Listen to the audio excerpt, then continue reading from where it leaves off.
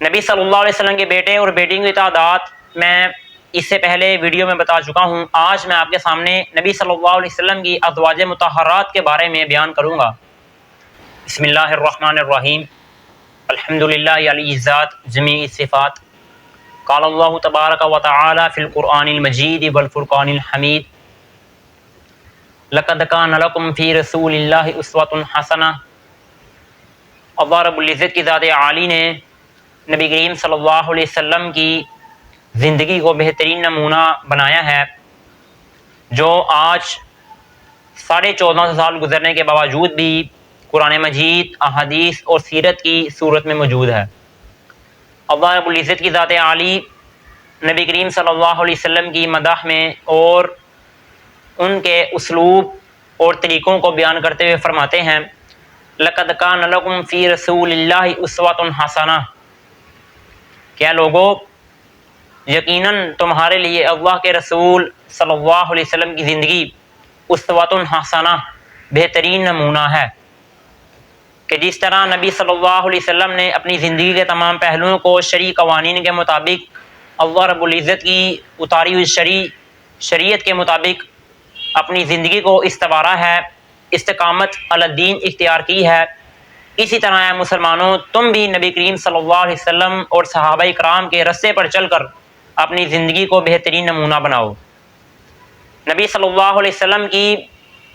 مکمل زندگی، 63 سالہ زندگی ہمارے لیے بہترین نمونہ ہے،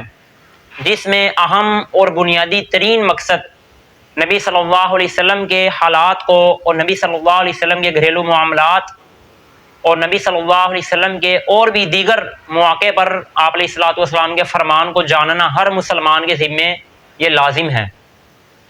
کہ نبی صلی اللہ علیہ وسلم کی ازواج مطہرات، نبی صلی اللہ علیہ وسلم کے بیٹے اور بیٹیاں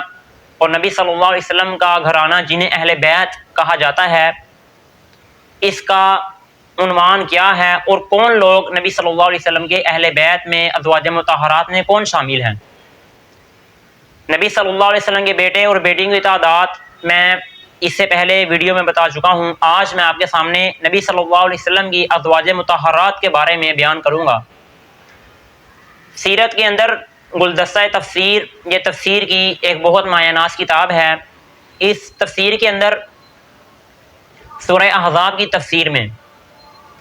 2 روایات ملتی ہیں، جن میں ایک روایت کے اندر یہ معلوم ہوتا ہے کہ نبی صلی اللہ علیہ وسلم کی ازواج مطہرات ان کی تعداد 9 ہے،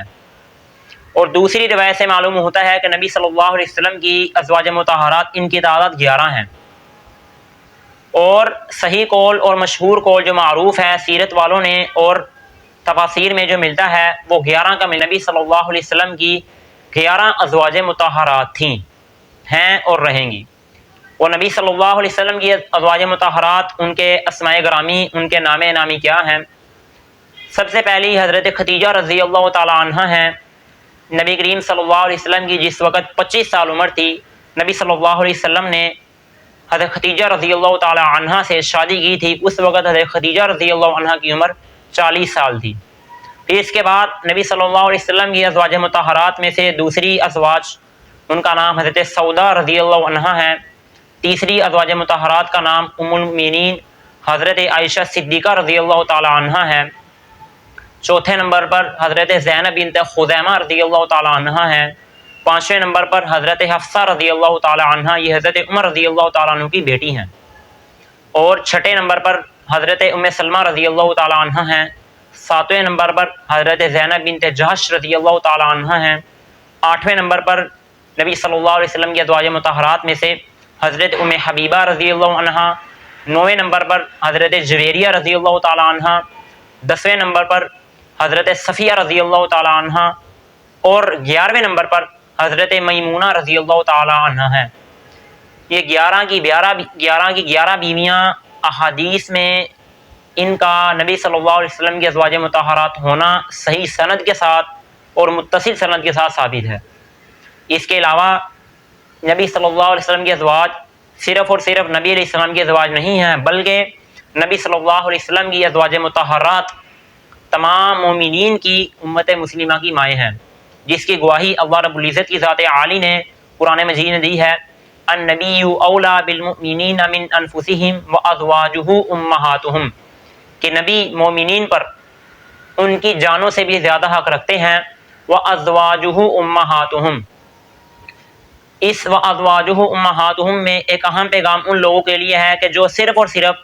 حضرت خدیجہ رضی اللہ تعالی عنہ کو نبی صلی اللہ علیہ وسلم کی بیوی مانتے ہیں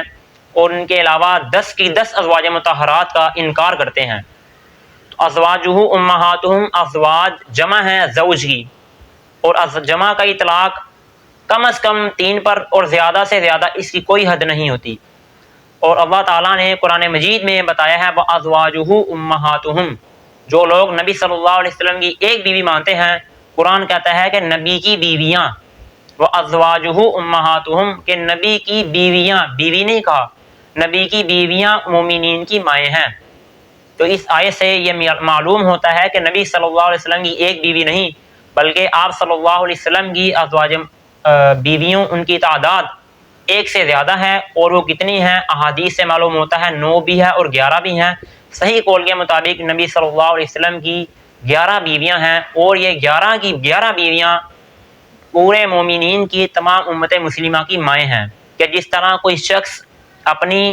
ماں سے نکاح نہیں کر سکتا اپنے والد کے وفات پانے کے باوجود بھی اور اپنے والد کی موجودگی میں بھی، اسی طرح نبی صلی اللہ علیہ وسلم کی موجودگی میں بھی اور آپ صلی اللہ علیہ وسلم کے اس دنیا سے پردہ فرما جانے کے بعد بھی اس وقت سے لے کر آج تک اور آج سے لے کر قیامت تک کے لیے کوئی بھی شخص نبی صلی اللہ علیہ وسلم کی ازواج مطہرات سے نکاح کرنے کی سوچ بھی نہیں سکتا، کیونکہ نبی کی بیویاں مومنین کی مائیں ہیں، وہ ہماری روحانی مائیں ہیں۔ اللہ رب العزت کی ذات عالی نے نبی علیہ السلام کی ازواج کو یہ درجہ دیا ہے اس بات کا کہ نبی صلی اللہ علیہ وسلم کی بیویاں ہماری مائیں ہیں، اور ہم ان کو امہات المومنین تسلیم بھی کرتے ہیں اور انشاءاللہ تعالیٰ کرتے رہیں گے۔